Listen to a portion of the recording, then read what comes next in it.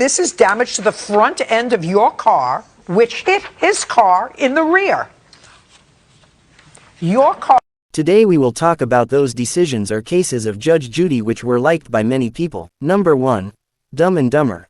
Judy must love it when the defendants do her job for her. In what is perhaps the most famous case in Judge Judy history, a man incriminates himself in a matter of seconds by indirectly admitting that he stole a woman's purse. The plaintiff, Ginny Paradeza, lists some items that were stolen in the purse snatching, including her wallet, a calculator, and an earpiece. Or was there an earpiece? Not according to the defendant, who brilliantly states, "There was no earpiece in there, ma'am." Everyone laughs in disbelief. Judy calls them dumb and dumber, and the plaintiff is awarded $500 for her troubles. Now if only all court cases could be that simple.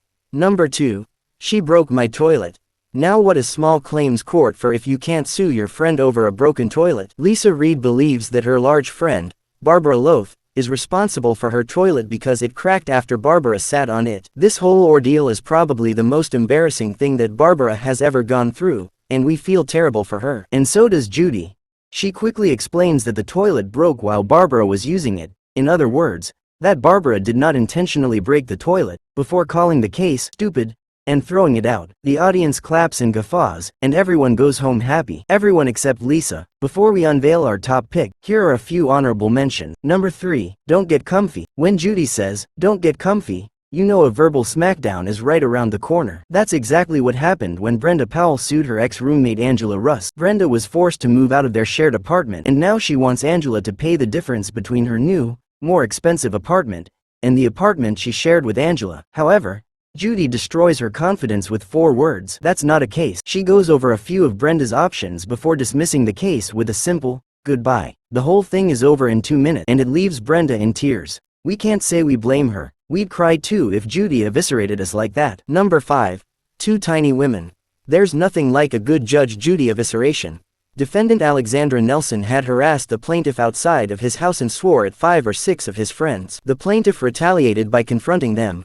But according to Alexandra, they were just being dumb, and the plaintiff had no right to confront 2 tiny women. This ridiculous statement shocks Judy, who contorts her face and visibly recoils from the stupidity. She then calls Alexandra an idiot and a manipulative problem before slapping her with a $4,000 judgment. Maybe next time she'll think about provoking people in front of their own houses, because if there's one thing we learned here, it's that silliness like that results in one swift court case. This is one of the funniest cases in Judge Judy history. It sees Eve Dedenheim suing her own sister, Carol, over damages to her car. Carol had taken the car and hit a deer, causing $1,300 in damages. It sounds like a typical Judge Judy case until you consider the finer details, like the fact that Carol took the carcass home, made venison stew, and offered some to her sister, or the wacky, sitcom-esque declarations, like Carol defensively stating that the venison did not have rigor mortis, or the audience desperately trying to contain their laughter.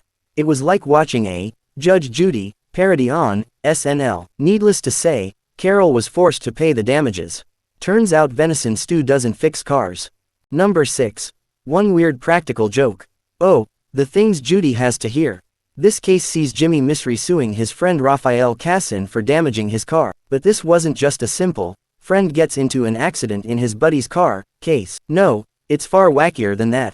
The two had attended a party, and Raphael got jealous once he saw Jimmy kissing the woman he had been kissing earlier in the day. So he stole Jimmy's car and hid it in a nearby park. Raphael eventually recovered the car, but Jimmy noticed some extensive damage, including dents, scratches, and a missing grill. Despite calling Jimmy a wise guy, Judy swiftly awards him $910, because you can't just steal your friend's car and hide it in a park. Number 7. Bird monitor. Sometimes good intentions can land you in jail. This was almost the case for plaintiff Tracy Martin, who sold her pet parrot to the defendant. He later saw the parrot and believed that it was being neglected, as it didn't have any toys and looked horrible. Judy stops the case dead in its tracks, because courts don't micromanage pets. She also states that once a transaction is made, the seller has no further responsibility or say over the pet's well-being. This is true for private affairs, and it's also true for pet adoption centers. As such, Tracy has no case, and Judy even warns her of potential jail time if she continues in her well-meaning but naive pursuit. Number 8. Ruined iPhone. Here's a little tip for all you pranksters out there. If you break something, you have to pay for it, even if it was an accident. Defendant Ashley Hunter pushed her friend Jennifer into a pool and broke her iPhone, and Jennifer wants to be compensated. Fair enough. However, Ashley refuses to pay because it was an accident and it wasn't malicious at all. Of course, Judy isn't having that ridiculous explanation and she bluntly ends the case by telling Ashley to grow up and own her mistakes. The whole thing ends with Ashley explaining rocket science to Judy, or trying to. Seeing as how the whole room exploded with laughter, we don't think she succeeded. Number 9. She's an idiot.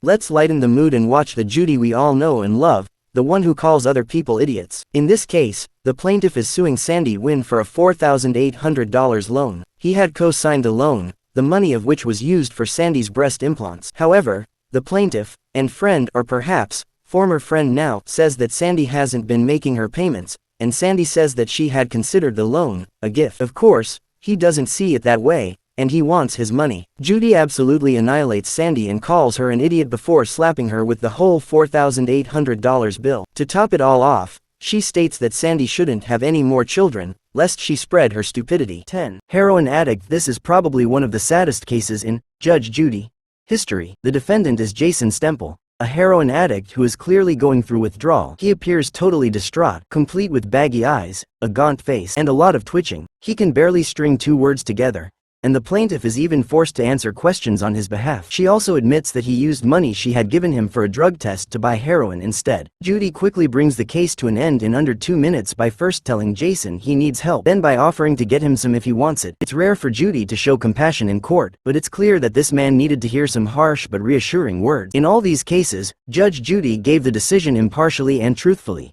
With this, he laid the foundation of equality and set an example.